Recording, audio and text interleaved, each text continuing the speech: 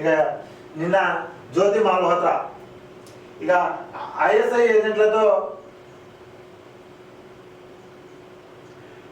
ఇక ఆమె డైరెక్ట్ అక్కడ ఇక్కడ ఎందుకు డైరెక్ట్ ఐఎస్ఐ ఏజెంట్లతోనే రాసలీలలు మొదలు పెట్టిందట.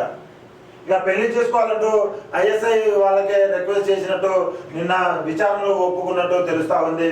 ఇక పార్క్లోనే పెళ్లి వేడుక చేసుకునేందుకు సిద్ధం, బయటపడ్డ సీక్రెట్ చాటింగ్, కోడ్ భాషలో మరెన్నో విషయాలు, దుబాయ్ నుంచి జ్యోతి ఖాతాకు డబ్బులు అయితే వస్తున్నాయని చెప్పేసి తెలుస్తా ఉంది.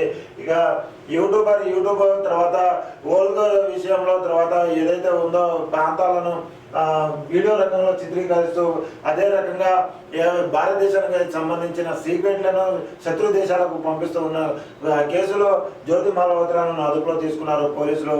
అయితే ప్రధాన విచారణలో మాత్రం ముందుగా పాకిస్తాన్కు చేరవేస్తుందని తెలుసుకున్న పోలీసులు, కానీ ఆ తర్వాత చైనాకు కూడా సీక్రెట్లు చేరవేస్తుందని చెప్పేసి తెలిసింది. అసలు విషయం ఏంటని చెప్పేసి నిన్న విచారణలో భాగంగా చేస్తే మాత్రం ఐఎస్ఐ ఏజెంట్తోనే పెళ్లి చేసుకునే విధంగా రిక్వెస్ట్ చేసినట్టు తెలుస్తూ ఉంది. కోడ్ భాషలో చాటింగ్ చేసుకున్న వాడిని దానికి ఆమె ఒప్పుకున్నట్టు విచారణలో ఒప్పుకున్నట్టు తెలపడం జరిగింది. ఇక యూట్యూబర్ జ్యోతి మల్హోత్రా విచారణలో సంచలన విషయాలు వెలుగులోకి వస్తున్నాయి.